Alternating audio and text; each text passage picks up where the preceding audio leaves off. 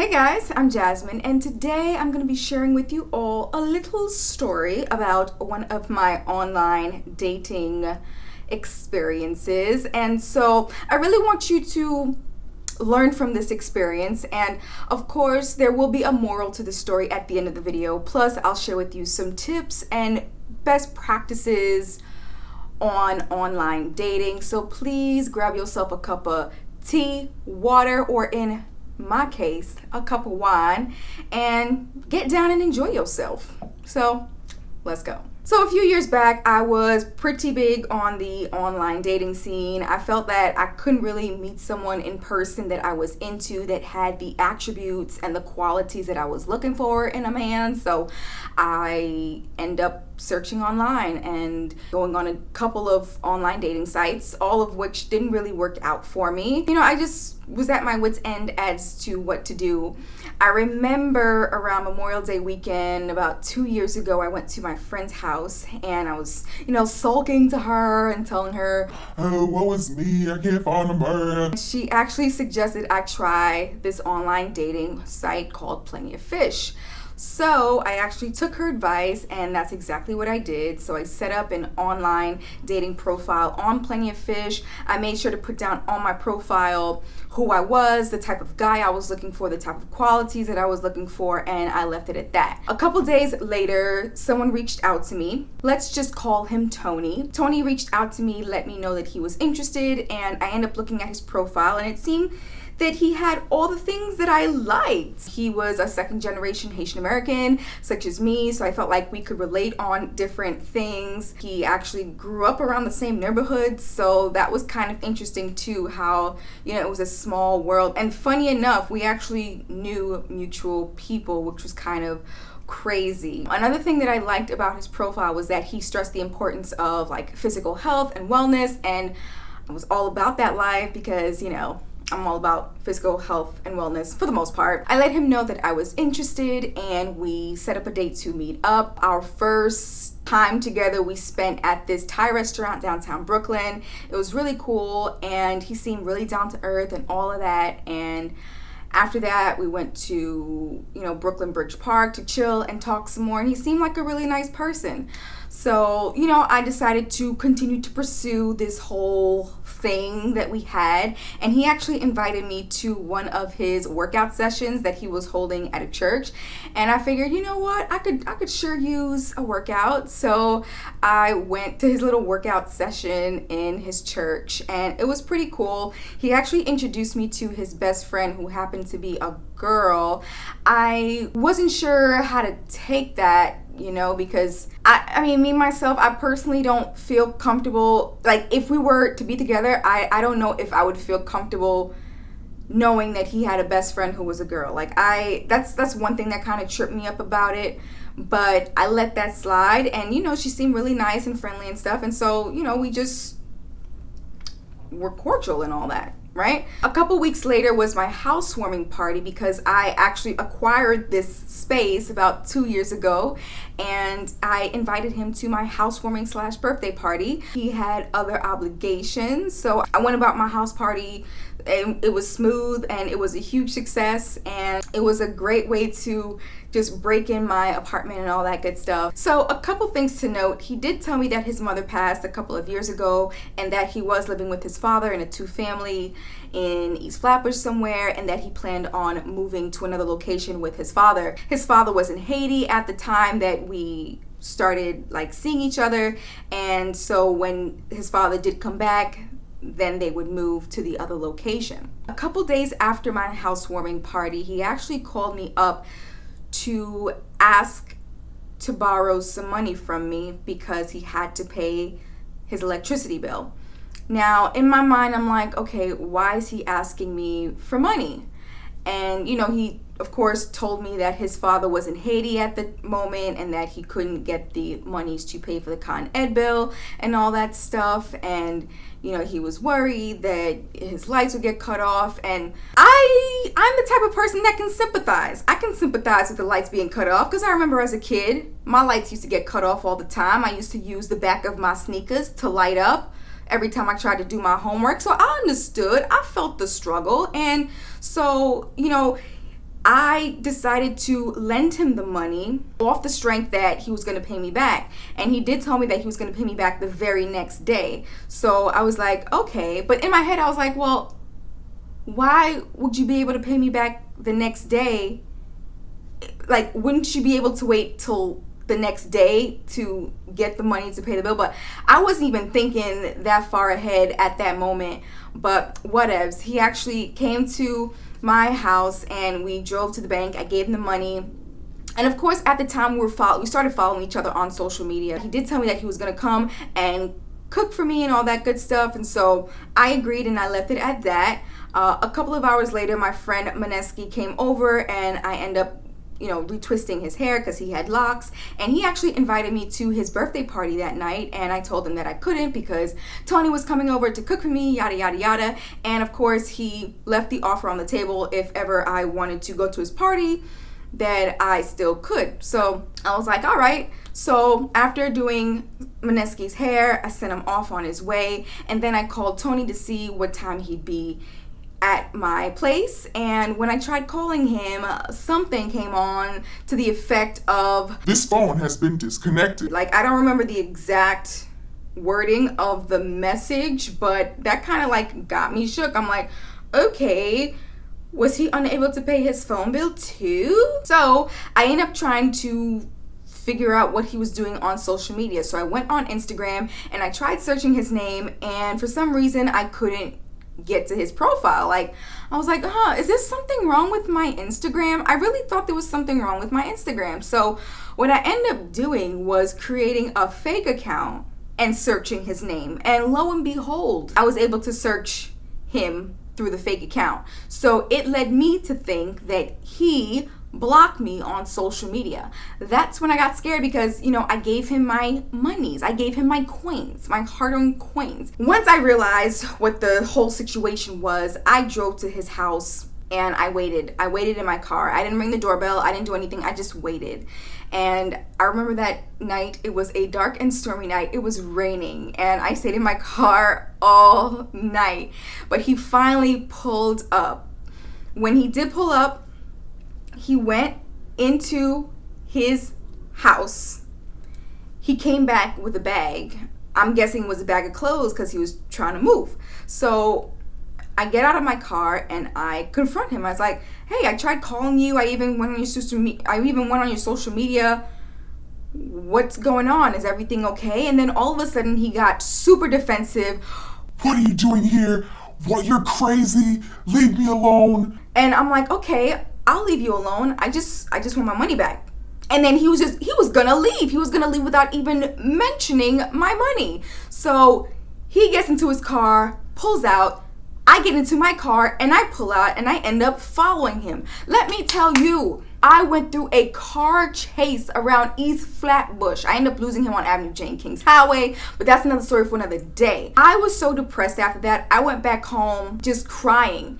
Here this guy just completely bamboozled me for $200 for what? Probably for some Jordans. I don't even know. He was a Jordan fiend. He was a sneakerhead, and I'm assuming that's what he was trying to spend his money on. I went back home and I was in the dumps about this whole situation. I remembered that Maneski invited me to his birthday party. So I called him up. I asked him what the address was because I did not want to be home alone in my feelings with a bottle of wine because I knew that wasn't a good mix. So I ended up going to Maneski's party and he instantly knew that something was up. So after asking me over and over again, I finally told him the entire story of how this guy just took my money, blocked me on all of his social media networks and on his phone, and now I don't know where he is because remember, he's moving. So I don't know his new address. He didn't tell me what his new address was. So Maneski told me next day, which was Sunday, to give him a call and he was gonna help me take care of it. So sure enough, Sunday, the next day, I called him up. I ended up picking him up at his house. He ended up bringing along his friend. We'll just call him Kanan because this guy has a record. Like, I didn't know what I was dealing with at the moment, but at that point in time, I really just wanted my money back. So we end up parking up. We tried knocking on the door. There was no response. And we end up talking to the neighbors that were next door to him, and they told us a whole bunch of things about him, of how he borrowed money from other people and never gave it back and all that stuff. And I just felt honestly, I felt like such an idiot for me to be so naive to just give him my money, not knowing his past record. Like, I just felt like a complete idiot. I just really wanted my money back. So after finding out all this information from the neighbors, someone actually came out of Tony's two-family house, but he wasn't related to Tony. He was just another neighbor in that same two-family house. And we ended up asking him if he knew Tony, knew his whereabouts and everything like that, and he didn't. But what he did tell us, of course, was some more not so good things about Tony, borrowing people's money and not giving it back. So he ended up actually giving a call to Tony's father, whom he says wasn't in Haiti. And he gave him a call, and I explained to Tony's father that, you know, he took my money and that I would kindly like it back. So he told me to come back to the same place at 8 p.m. that night, and we were like, bet. So I ended up dropping off Maneski and Kanan back to their neighborhood, and I ended up going to my sister's house in Old Mill Basin. Tell me why, on my way to my sister's house, I turn a corner and I see Tony's car parked on that specific corner. Furthermore, I see Tony walking down that said block. I am not making this shit up. What is the likelihood of me seeing his car and seeing him walking down that same block? It led me to believe that this was his new block and that he moved to this location. Tony saw me. I saw Tony. We exchanged eye contact, but I kept it moving. I did not confront him at all because I did not want to deal with him ever. I just wanted to deal directly with his father. I ended up going to my sister's house and, you know, explaining to her the story. And of course, you know, she, like everyone else, is asking me, well, why did you give him $200? Look, I tend to sympathize a little too much with folks. I tend to feel a little too much, and I try to see the good in everyone. So I gave him money thinking that he was going to give it back. I seriously thought that he was going to give it back. Anywho, I told him that I was going to meet Maneski and Kanan back at Tony's old house, and so I had to leave a little later, and that's what I ended up doing. So I picked up Maneski and Kanan, and then we went to Tony's old house. It was 8 o'clock. No one showed. 8:30. No one showed. 9 p.m. No one showed. We got stood up, like father, like son, I suppose. At this point, Maneski and Kanan are really tight, right? I see Maneski fidgeting with this book bag that he brought along with him. I didn't know what was in the book bag, but I didn't ask, all right? We end up seeing the same neighbor coming from the two-family house. We end up telling him that Tony's father didn't show up and that we really needed this money back. So he ended up calling Tony's father again, and Maneski ends up speaking to him. Now, at this point, I already told Maneski that I knew the new location of Tony's whereabouts. So he ended up telling Tony's father that we were going to his new location and that he better have the money ready, right? We drive to the new location, but of course we park on a different block because if anything were to go down, you know, my car wouldn't be in the mix, right? So once we park up on that said block, we get out the car, and Maneski's really like venting, like he's more mad than me that this guy takes my money, stands me up, and all of that, right? So he tells me that if I don't get my money, he's going to do some damage. And then he ends up showing me two swords. He shows me two flippin' samurai swords. Like, I seriously kid you not.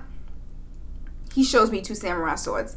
So here I am, life flashing before my eyes. Because if something were to happen and I'm involved, I can go to prison. I can be someone's bitch. I was seriously scared. Like, I was at that point, I didn't even want the money anymore. Like, I did not even want that money anymore. I just wanted to go home. Like, I was seriously about to shiz my pants. I was not expecting that I was dealing with a Haitian samurai. Okay, I did not expect that at all whatsoever. But he told me not to worry, that he will try not to involve me in the altercation if there ever was one. So I make sure that I keep my distance from them. So I let them walk up front, and I was walking behind them, of course, praying that everything went smoothly. And we end up seeing Tony's father and Tony's uncle in front of their new house. Tony's father and uncle were on one side, and Maneski, Kanan, and I were on the other side. I went across the street to get the money. I made sure to count it twice. Maneski asked me if everything was there. I told him yes. And everything went off smoothly and without a hitch. After I made sure that the money was right, Tony's father was shook after seeing Maneski fidgeting with his bag. He was like, Go. Just go. Just go, okay? Just go. Ali. After that, I was able to get my money, and I cannot tell you how happy I was to get my money back. I thank the Lord. I really do thank the Lord, because he put these obstacles in my path. He put these clues in my path. He put these signs in my path, and to God be the glory. To God be the glory. After that whole exchanging of the money, Tony actually calls me like 5 minutes later. I didn't pick up. I did not pick up any of his calls. All of a sudden, he want to call me now? Okay. The next day, I end up seeing an email from Tony saying how I harassed him and how he was going to call the cops on me and all this and all of that.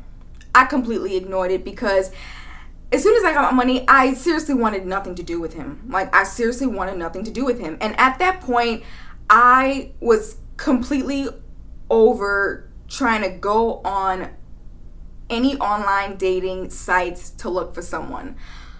But luckily, after that whole situation, I end up meeting Alan, and he's possibly one of the best things that ever happened to me. So, you know, it's always darkest before the dawn, right? The moral of this story, I would definitely say, is don't give someone you just met money or anything of the sort. You don't know what can happen at the end, and you don't know if you have a Haitian Samurai friend who can help you get your money back. You just never know these things. So that was that story, and of course, I do want to give you guys a couple of tips if you plan on doing some online dating. Let everyone know what you want, what you're looking for, okay? You don't want to mislead anyone, and you don't want anyone to mislead you. So just be honest and upfront about what you're looking for in a significant other, and see what you get from that. Also, when you do meet someone and you plan on going out with them, make sure you let your closest friends and family know who you're going with. Make sure to include their photo, their name.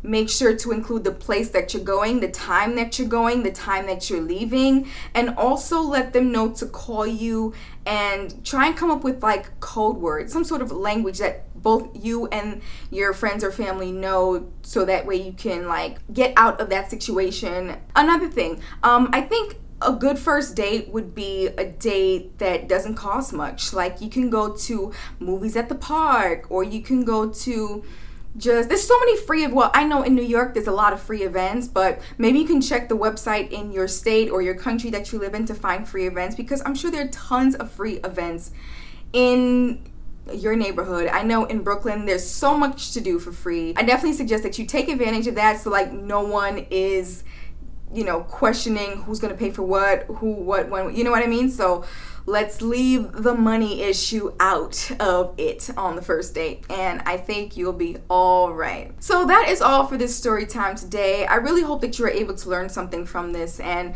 I mean, look, I already know that I was naive to give this man some money. I know I don't need to hear it again, so we don't need to mention that in the comment section, okay? If you enjoyed this story time, please give this video a big thumbs up, and also comment down below and let me know if you've had any positives or negatives with online dating, because I'd love to know. And of course, share this video with anyone you feel or know that is actually doing online dating, because they may be able to benefit from this information. And of course, subscribe to my channel because I make videos every single week for y'all. I want to thank you all so much for watching and supporting and subscribing to my channel, and I'll see you all in the next one. Peace.